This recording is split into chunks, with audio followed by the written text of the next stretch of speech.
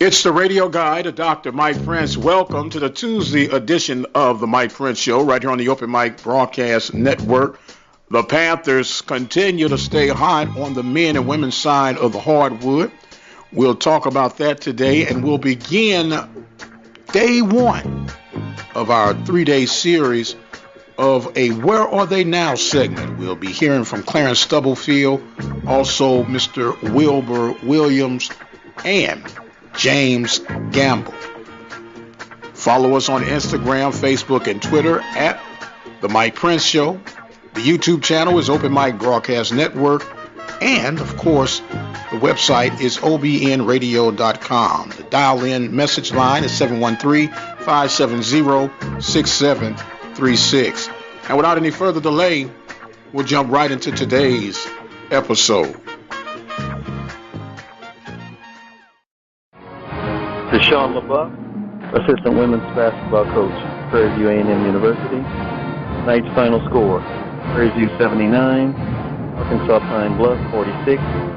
Standout performances tonight from Shayla Dobbins with 19 points, 5 rebounds. Artavia Ford, 13 points, 3 rebounds. Dominique Newman in double figures with 11 points. And off the bench, Dyra Cobb, 10 points, 9 rebounds. We'll be back in action this coming Saturday on our Alabama swing. Alabama A&M first on the 2nd, and at Alabama State on March 4th. So the Panthers continue to stay hot with their win over Pine Bluff. Heard from Coach Sean LaBeouf breaking down how the Panthers fared on last night. Other scores for the Southwestern Athletic Conference saw Southern on top of Alabama State by the score of 62-52. Alabama A&M edges out Alcorn by the score of 51-50. And Mississippi Valley was absolutely no match for Texas Southern. The Tigers winning 73-45. So the women's standing for Southwestern Athletic Conference basketball still has the Southern Jags on top at 12-3 in conference play. The Panthers right behind them at 10-4. Gramblin's at 9-5. Alabama State at 9-5. Alabama A&M, Jackson State, and Texas Southern are all at 8-6. Mississippi Valley's at 3-12, as are the Alcorn State Braves. And Pine Bluff sitting in at 2-13. It was another scrape through the barrel for the men on last night. An ugly win, no doubt, but a win I'm sure we'll all be pleased with. I'm happy that the fact that the Panthers are finding ways to win games, whether they're ugly, scrappy, or whatnot. Panthers on top of Pine Bluff last night, and don't adjust your ears. It's not a football score, but it was 48-44. Panthers finding a way to hold on and win. Gary Blackston led the Panthers with 11 points, 6 rebounds, and 2 steals. Other scores in men's side of the conference on last night: Alcorn 61, Alabama A&M 55.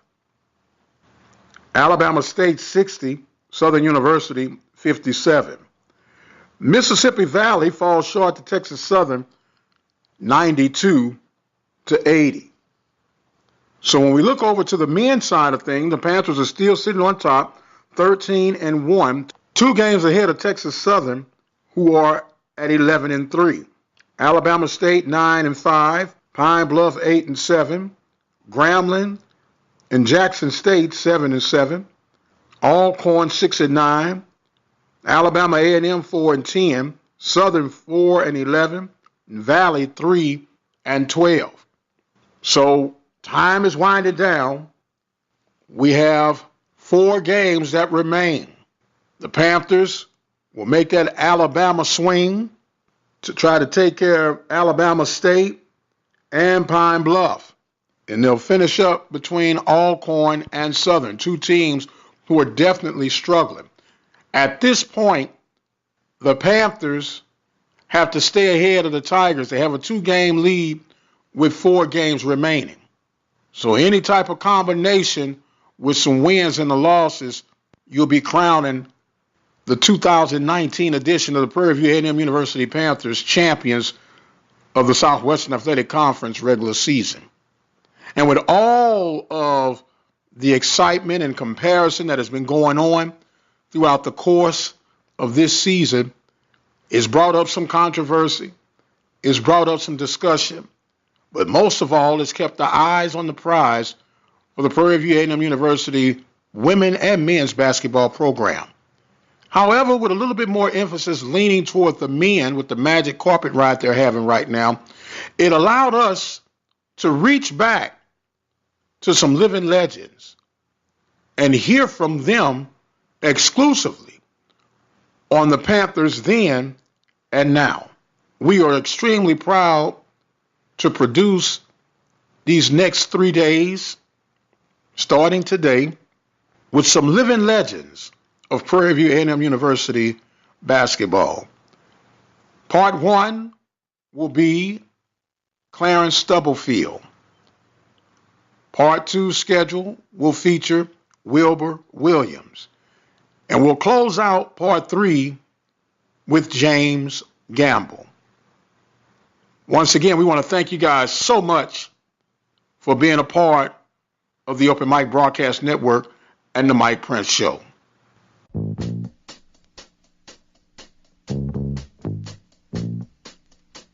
How you doing, ladies and gentlemen? This is the radio guy, Dr. Mike Prince. We have been enjoying the new horizon of Prairie View A&M University basketball program led by Coach Byron Smith.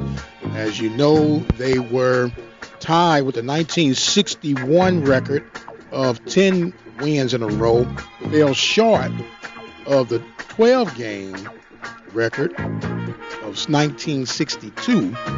And I have a person who was tied into both of those on the other end of our line right now, and that is none other than our beloved brother, Clarence Stubblefield. How you doing today, sir? I'm doing fine. How are you? I am thankful and excited. Welcome to the Open Mic Broadcast Network and the Mike Prince Show.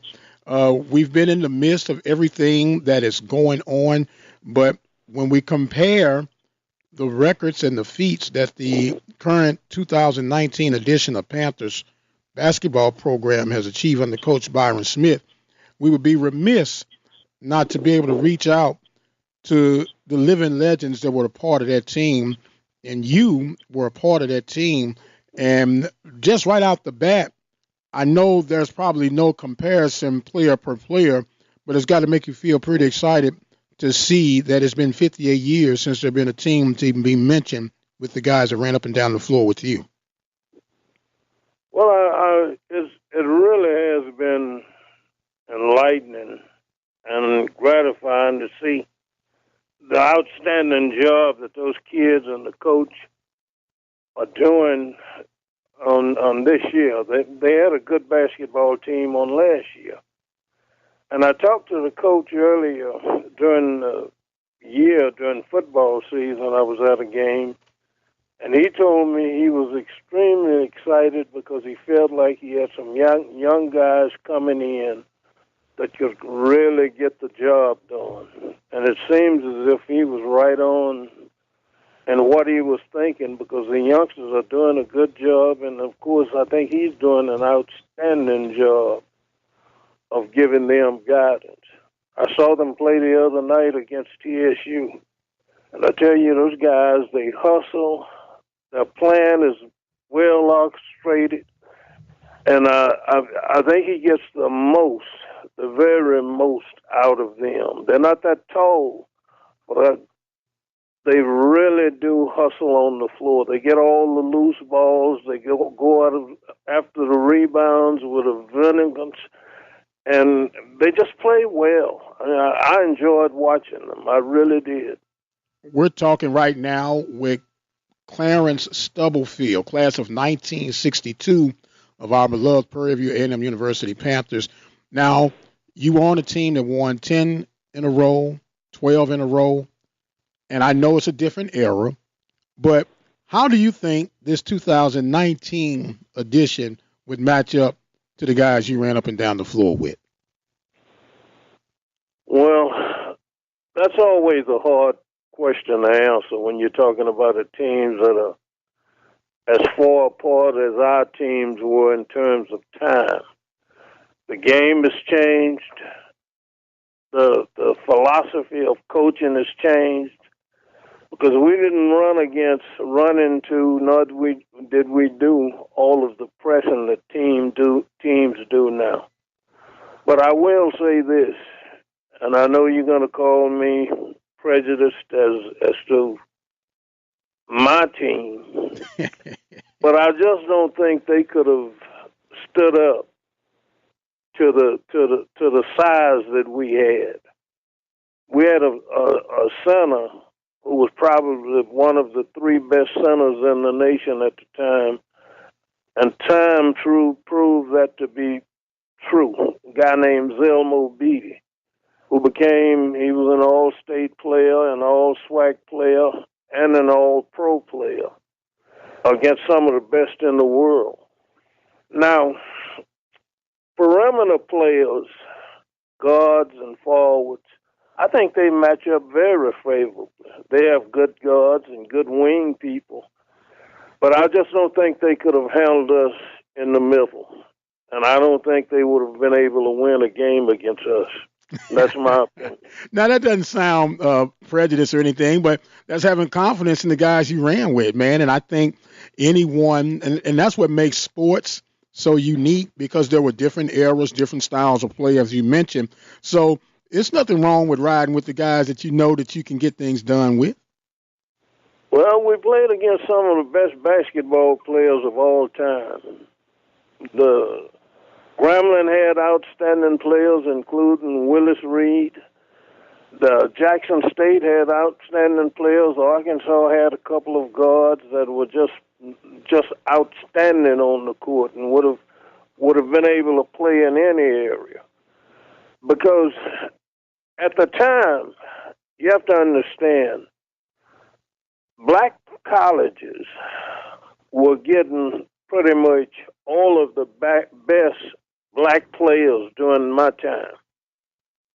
Very few guys went to the bigger, quote-unquote, white schools because they just didn't recruit us during that time. And so I don't want to say we got better players, but we did get guys who played the game, I think, a little better than most of the youngsters at the black schools play today, because the first class black players of today go to the bigger schools. And the reason they go to the bigger schools, all of us know, they want to be on TV. They want to get to the pros. They think their chances of getting better, getting to the pros are better if they go to the big schools. And I won't get into this, but I dare say money changes hands in that situation a whole lot of times. So it's a different ball game altogether in that respect.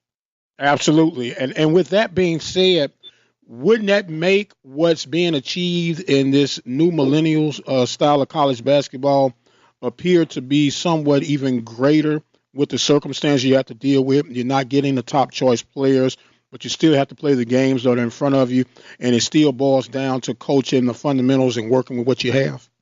Well, you're absolutely right about that.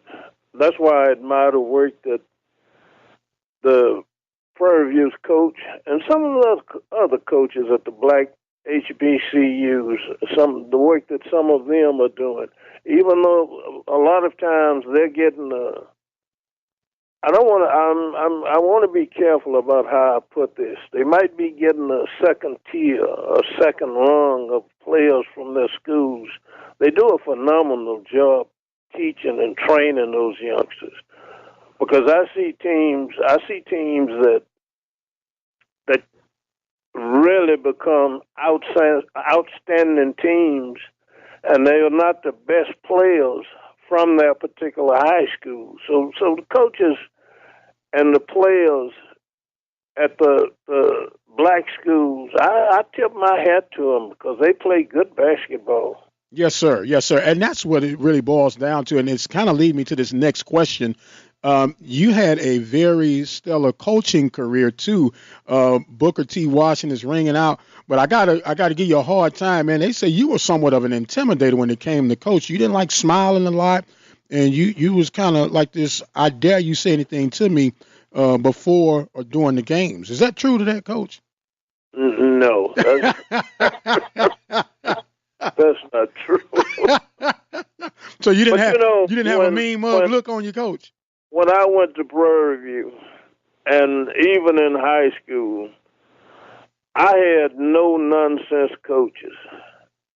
And in both places, in high school, I won the state championship. At least my team did. And in college, we won the SWAC a couple of years and won a national championship. And Coach Moore, who was my coach at Prairie View, was the same kind of coach. Coach Moore never did stop smiling, practice or game. And I kind of took my coaching chick or style. I kind of took my coaching style from them.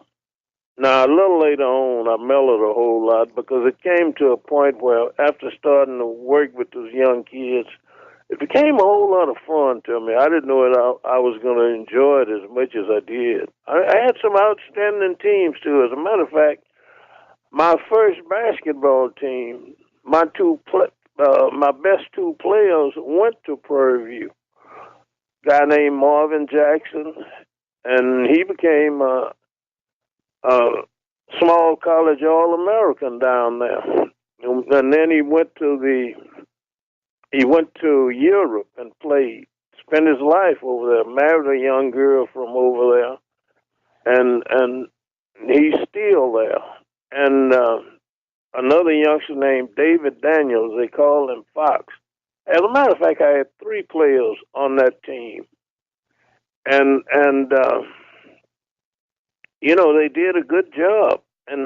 But after that, I had a couple of players to play at Prairie View, but for some reason, during that time, that was just about time that the changeover came and these big schools started recruiting those players. And for whatever reason, the black schools kind of back off and just let them go because I guess they don't have the money to invest in recruiting the way these big schools do. I would imagine. I don't know for sure, but Yes, I would sir. imagine that's it. Yes, sir. I think that is pretty accurate in the comparison of now and then. We're speaking right now with class of 1962, Clarence Stubblefield, part of the national championship basketball team. We're just reflecting on Prairie View and its new high achievement levels on the floor, led by Coach Byron Smith and crew.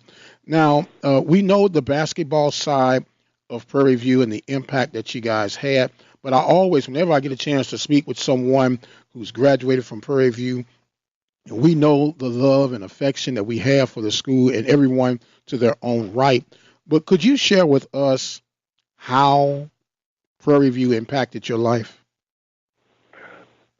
Well, when I went to Prairie View, there were four guys that played basketball with me in high school that went the same year that I went to Prairie View.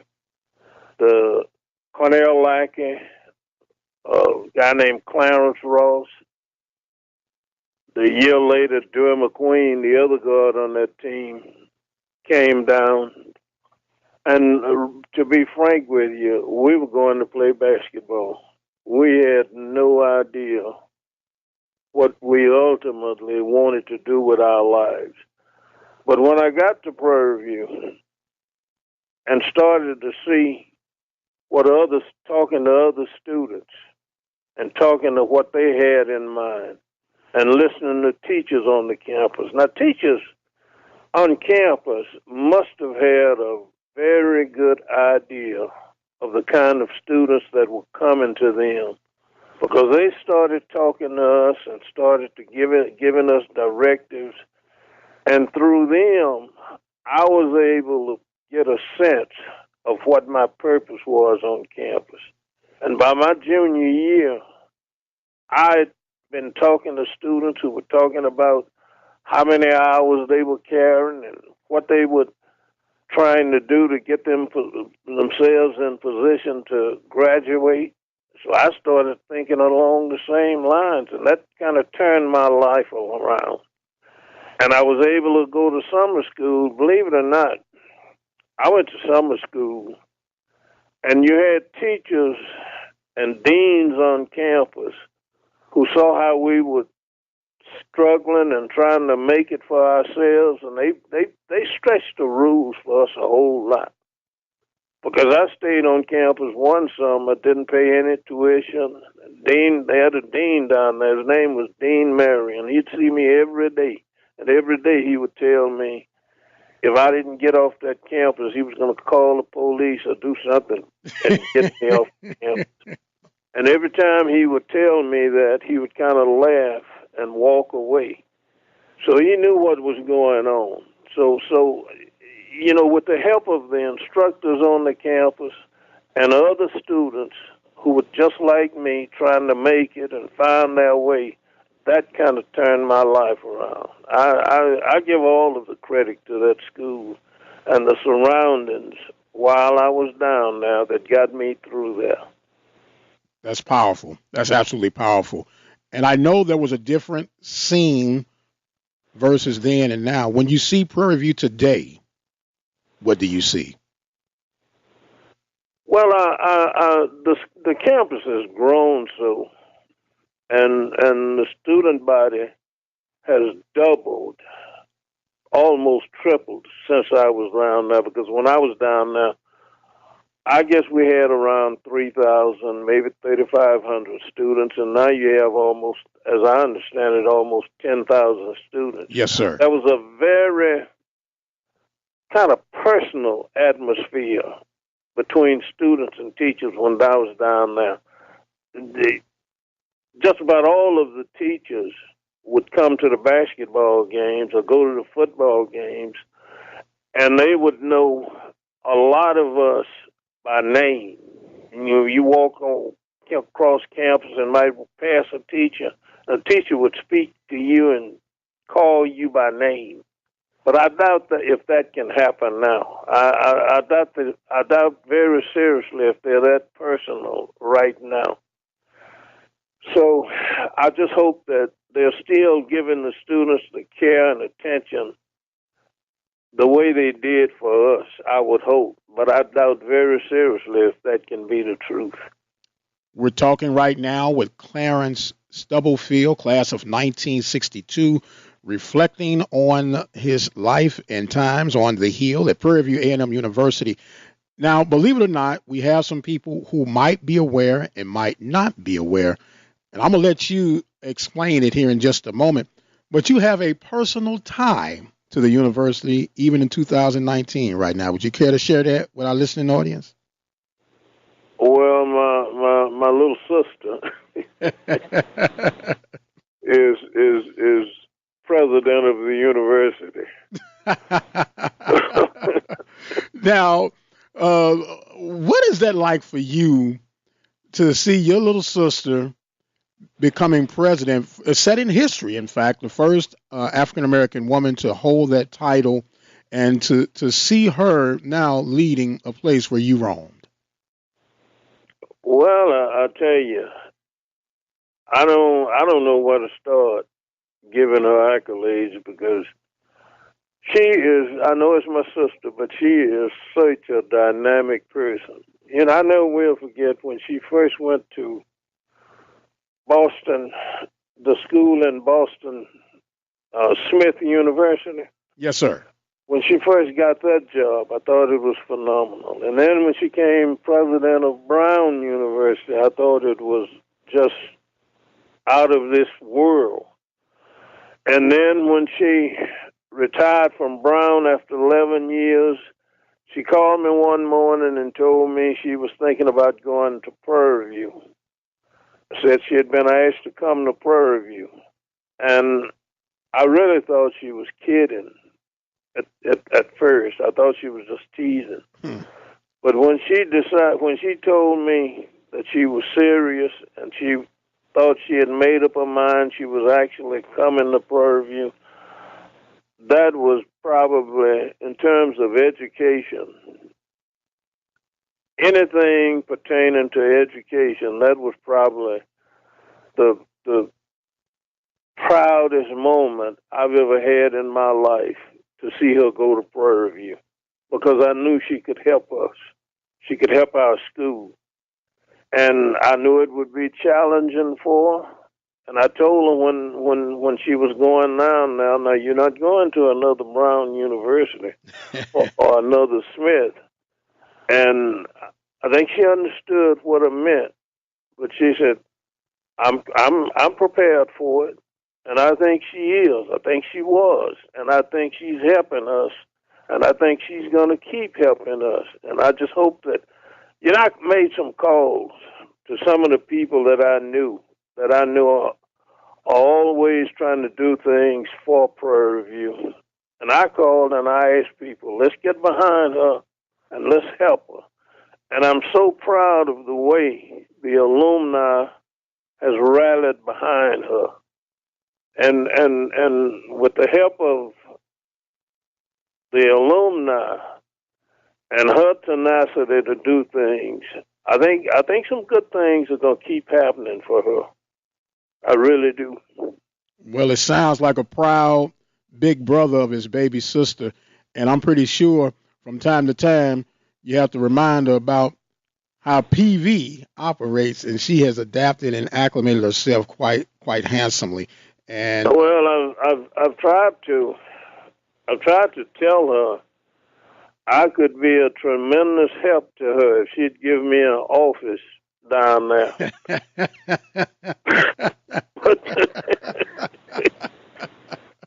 But she tells me in no uncertain term, if she see me down there too much, she's gonna call security on me. Well, maybe you have to use that big brother's influence on her, man, and get your little closet off, or clean out a little closet and get your little desk in there, and you'll hide and be nooked in the corner somewhere. No, she tells me when I come down, I have 20 minutes to get off camp. Oh man, Brother Stubblefield, I want to first say thank you so much for making yourself available for us here at the Mike Prince Show. This has truly been a thing of beauty for us, because what we try to do here on a daily basis is keep the fire and the torch of Prairie View burning, and we try to reach where others have dared to be able to get to, and we could not have made this possible without you. We have a custom here on our show where we allow our guests to have some last minute comments and thoughts, and now the floor is yours, sir. You asked me a question during our interview about the kind of athletes that our black HBCUs are getting now, not just Prairie View, but across the country, as compared to the kind of athletes who were going to HBCUs when I was in school. I know we've talked about basketball, but if I may, I'd just like to comment on something that will maybe put this in perspective. Prairie View had a football player to play with the championship team, a player by the name of Hodge. He played professional football for the team that won they played in the championship game against New England. And somebody was asking me if we had any players that I thought would have been able to play pro football when I was in school. And let me tell you this. During my time, if I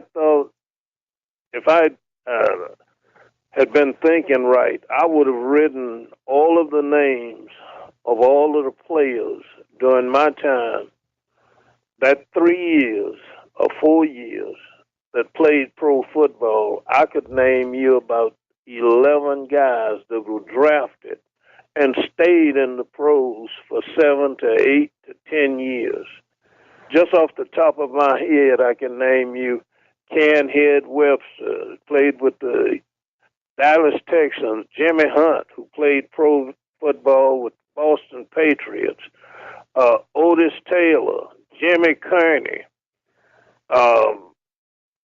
played on championships teams with Kansas City, Shaq Warner, a running back and wide receiver in the pros, Meet Granderson, who played in the pros, and just any number. Bo Farrington, an outstanding receiver with the Chicago Bears, who died in a car accident going back to training camp. Just any number of pro players that made professional football when the black schools were getting all of those players. So it's just a different day and time. And I tip my hats to all of the coaches and the players at the HBCUs these days, because they still turn out a very good product. And I thank you for this interview. I really do. Well, sir, I thank you for making yourself available, and we really thank you for sharing the rich history that we know that Prairie View has. But from time to time, we need to be reminded and hear it straight from the sources. Absolutely. Yes, sir. Absolutely. And so yes. I thank you. And hopefully this won't be the last time that you and I get to kick the can down the road talking about Prairie View. And the past is present and is definitely crystal clear future.